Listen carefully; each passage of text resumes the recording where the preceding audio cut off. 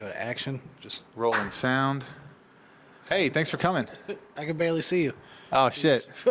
Here, there's a safari of chords in front of you. As long as the camera can see us, that's all that matters, right? Yeah, that's true.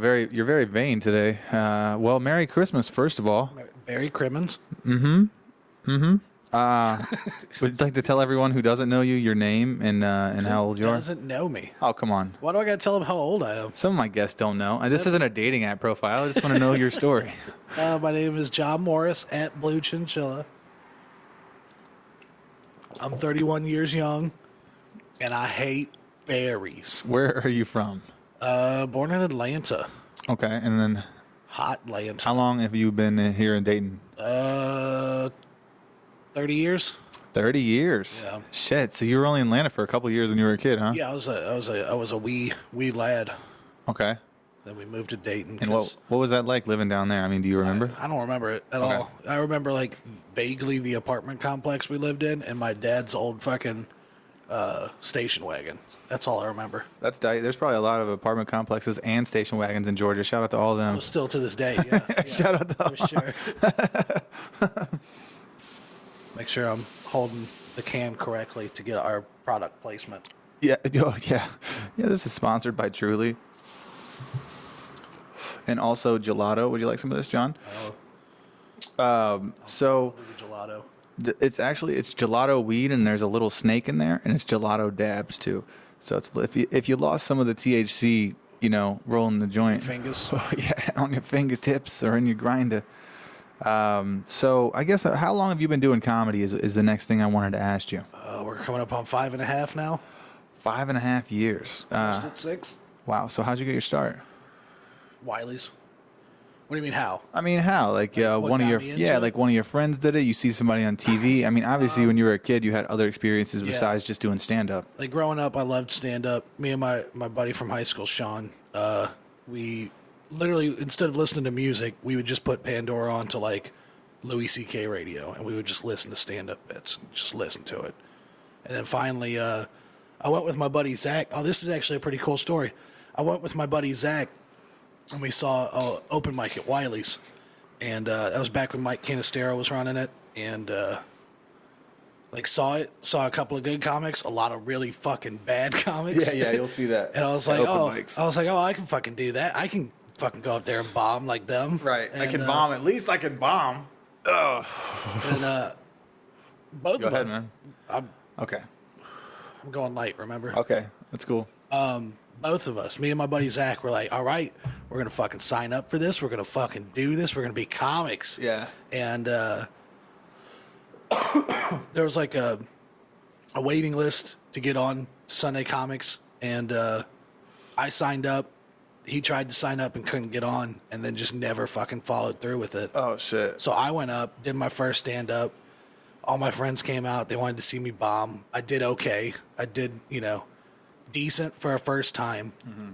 And then, I just kept fucking doing it. And now my buddy Zach, who was supposed to do it with me fucking 5.5 years ago, is doing his first stand-up January 5th at Wiley's. He's on the Sunday Comics, yeah. Shout out to Zach. And I'm fucking closing it out. That's so funny. Shout out to Zach, yeah, dude. It was like, I'm sitting there, like every year, like it would come up in my Facebook feed. It would be like, hey, this is that time that Zach was like, hey, we're going to do stand-up. So I kept commenting on it like every year. Like, oh, you missed another year. Yep. You missed another year. So he's finally going to fucking do it. That's a prime example of what it looks like when you miss 5 fucking years. Don't skip out on shit you say you're going to do. This is for everyone at home, too. Like, Don't fucking wait if he would have done for it anything. When I did it, he'd be closing it out. So this is the thing. He's going to be his very first time, which, maybe he might get some laughs. Maybe his mom will come. Whatever the fuck. But he's not going to get as big as a gratification as you putting 5 years of work into it and you guys starting at the same time. That's going to be a very important show for you. Doesn't matter if there's a big crowd or anything like that. Just because in a weird way, that's like, that's metaphorical, bro. To show you, like, to show hey, my growth. look what show you've done. Me my growth. Look, John. Yeah, it's like, John, motherfucking look, bro. And here's the funny thing is, I don't know if you've talked about this on the podcast or not, but we talk about this a lot as comics. Like when you first start out, all your friends come out because they want to see you fail. They want to see you do bad. Oh, dude, yeah. And like if you do good, it's like, oh, cool, that was fun, whatever, but they're not coming back out for the next couple of shows. I saw someone post something similar on social media today, and they said that when you're doing really well and you're posting shit all the time, notice that people will unfollow you. Yeah. Notice that people you've known for a long time will not want to see that shit. They get jaded and it's jealous. It's a secret form of hate, bro. Yeah. It's like a passive-aggressive form of hate. And it's the same thing you're saying. Like, yeah, they come out that first time because they're like, I don't believe. I want to see a bomb, dude. It's going to be funny to make fun of you. It is. And not knowing that fucking changed my life, you know? Yeah, because you don't see that way they see you. Yeah. Until they stop coming and you're like, I'm still here. That's the thing is they stopped coming. Yeah. 5 years later, I'm still doing this. Now they're all coming back out to see my buddy do his first time, and they want to see him bomb. It's full circle, my dude. But I'm closing it out, so they get to see how far I fucking came in 5 years, and they're gonna watch me fucking work this crowd. I can't wait, bro. I can't wait. I already I have a pep in my step about it already. Dude, the Sunday comics are so good, and the rooms have been so packed lately. So shout out to all those shows. Shout out to Karen and all the staff there. Is what I meant to say. Don and everybody. It's fucking a great club.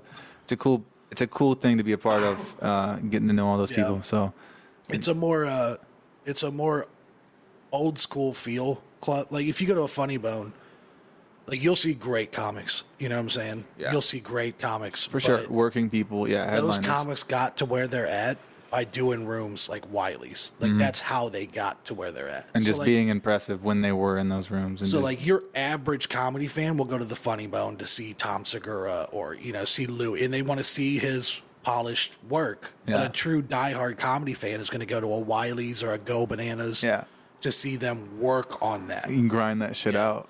Yeah. Because to me, that's what makes comedy cool, is watching what a joke becomes. Underground comedy is definitely a thing. Oh, for sure. It's a fucking thing. There's a whole alt scene, bro. Like, you can actually. Not only that, but there's a subculture of people that just want to see that shit. Yeah. Like, they don't want to see your polished shit. That's true, bro. And to be honest, people want to hear something real. People love that visceral shit where you're, where you fuck up a joke and then you're honest about it. They'll give you a laugh for being honest about it sometimes. Like, oh, well, I thought that was going to work. And they'll be like, all right, now we understood what you said. Yep. If there's some clarity and some communication, I think you can still keep control of the room. Oh, for sure. Yeah, you can bomb with poise, for sure. Yeah, that's about the best way to put it, isn't it? Bomb with poise. It's like, all right, well, like the Toy Drive show that we did at Wiley's, like Nick went up right before me. Nick Taylor, shout out to Nick. Nicky. He went up right before me. And he was, kind of just riffing in the beginning. And he was like, man, who brought that big-ass penguin? Not knowing that I brought that big-ass penguin. Fuck, yeah. And I went after it. And I was like, hey, fuck you, Nick. I brought that big-ass penguin. And then it was like, I also bought that goo gun. And I'm not sure if we can buy kids' guns anymore for Christmas. And, kind of went off on, a little a riff tangent that ended in a school shooter joke. Yep. And I was just like, that's kind of a weird way to start a charity show, I guess. And then they laughed at that. Yeah, they laughed at that part. They did not laugh at the school shooter part. They were like, no, this show is for children, right? Yeah. Like, you don't have to do kids' jokes, but let's maybe not talk about them getting murdered. How about that? I think we're both. That's fair. Did you open with that? Yeah. Okay, see, I think we're both familiar with each other's sets, and we both know that there's some jokes that we have where you don't use them as openers. No. Certain jokes you just don't. They not like a monster. Not only are they long form. They gotta like you first. Yeah, I was gonna say, not only are they long form, but you got to come out and be silly. Speaking of Nick, he's one of the people that kind of says that a lot. He lives by that shit. Just go out and just be really silly. Just be silly, dude. And just have fun and set the bar that way. Like if you started off silly, they can't take anything else you've said seriously. I do my best to do that every show. Yeah. Oh, man. So, okay. That's really cool. You got your start in it, you and your boy at the same time, and now you're working the club in a lot of different ways. I mean, you made family. Set. Yeah, you're doing your first feature set. You actually, they're like your family, and and now your boy's gonna be there. I think that's dope, man. Have you ever met any celebrities, like even before you were a comedian or anything? Like celebrity? I mean, I met Tom Segura, but he wasn't a celebrity yet. That's cool. I'm going to see him in March. No, I mean, not.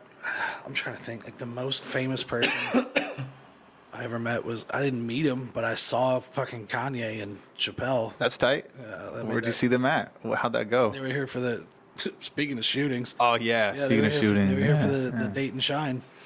No shit. Yeah, what, you were right there, pretty close to that? I didn't go to that. I forget what I was doing that day. You could put that out unless you want more. Nope. Okay, let's just give it a break. Do you want an edible? No. No? No. You don't like edibles? Dude, I fucking... I had to call off the other day. Why is that? Because I took... You got off work because you were high. I took 2 edibles, dude. See, like, people don't do that. Don't do that. I took 2 of them. They were both... they were 50 milligrams a piece. So I did 100 milligrams, and like I didn't feel them, and I just went to bed. You did 100. I did 100, and then I woke up, dude, and I swear to God, I woke up dead. I woke up dead, dude. Yeah, you were actually dead. Like it was not. You still woke up. It was not me and my body. I was like, where?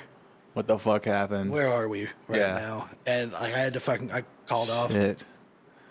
Shit. I hope Karen doesn't see this. Everyone's gonna see this, but will they make it 12 minutes into the episode? We don't know. No. You got so high. So what did you feel like? Like what? You were just depressed? You were like out of body? My head felt like this big, but my brain felt like this small. Was it a bad feeling or a bad vibe? Or was it just like, I can't do shit? It was a panic. I know what you mean. Yeah, yes, it was like, the feeling itself wasn't bad. The feeling of I have to go into work and be around others. Talk to real people. It's like, I don't want to do that at all. It's so crazy because when you do edibles, I've had a lot of people tell me different stories. So people will say often like, oh, I didn't feel anything at all. And we both know a guy who's just like that too. I didn't feel anything at all. And then there's also, I got high for like 3 days. That's a very common story. When people call me and be like, dude, because they know I smoke and stuff. And people be like, dude, what the fuck is going on? I ate this edible yesterday and it's like 2 days later and I don't know what's going on. Toes still feel weird. Now, I think it's a combination of your appetite, or not your appetite, but your diet, what you had the day before or on top of it, what you're, and also your body weight and exercise levels. Like your metabolism has your metabolism is a huge thing, bro. It's like, what are you putting through your system and how often is it going in and out of there? And then that's going to be how quick it hits you. And it's going to also factor in how long it takes its effect. And also, how many times have you done it before? Do you have a tolerance? Did you eat, you know what I mean? Like, do you eat a 50 or 100 your first time? No. Now you take a 20 and you see what happens. Do less than that. I like a lot of 25. I take a 50 if I want to go to sleep. Yeah, I did that, and I woke up dead. You did 100. Well, yeah. You woke up dead. I still feel a little groggy when I wake up off those, but I'm pretty used to them. They help me sleep. Off of those? Off of these, yeah. These are the. I have some bears, some squares, and some. Gotta rhyme. Some Sour Patch Kids too. A couple of each of them. Different ones. So, what was your most memorable moment as far as being a comedian, like a big accomplishment, or even, like the time you met Kanye obviously didn't have anything to do that was nothing with comedy. Comedies, but first feature weekend at Wiley's, or not? Well, it was just a feature. It wasn't even a weekend. It was one day, but that's crazy, bro. Yeah, it was still. I took the step. You know what I'm saying? Yeah, and who'd you feature for? Jeff Oskey. Jeff Oskey, where's he from? Indianapolis. He's a writer for Bob and Tom. That's dope as fuck. Super fucking good comic. That's dope as hell. He's such a good writer. Yeah. Like the way he words jokes, you can tell he's very meticulous.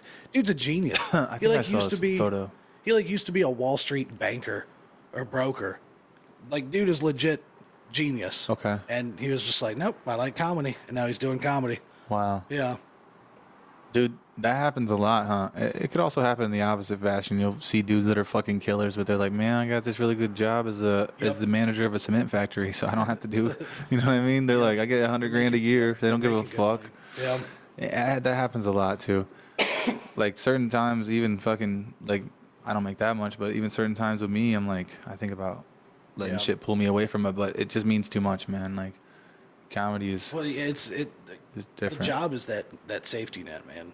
Yeah, like, exactly. To be a real comic, you have to take that safety net out of the equation. That's what becoming a comic is. Well, this is why I have the internet, right? Yeah. Well, this is what the internet's for. It's not why I have it, but I think that's what all this is. It's like it's tough for me to kind of move around as much as I want. Oh, we get to travel like tri-state. Yeah. Lots. You also have kids too. And I have kids, and I have a full-time job, and so this is a big way to like let people get to know me and let people get to know comics that I know and stuff like that. And I think I think this will help me get booked eventually. This will work in that way, and it's kind of it's all a bigger picture for me. Like I try my best to make chess moves, be 2 or 3 steps ahead of myself and everything else. So I just I play for the future, man, or not the future, but the present. I play for the present. The moment is good. You can't. Yeah, you don't want to. You can get caught in the moment too, though. There's a good balance between all three. If you go too far in the past, I think you get a little bit depressed. And I think if you think too far forward, you can get kind of anxious and get anxiety. I'm stoned, bro.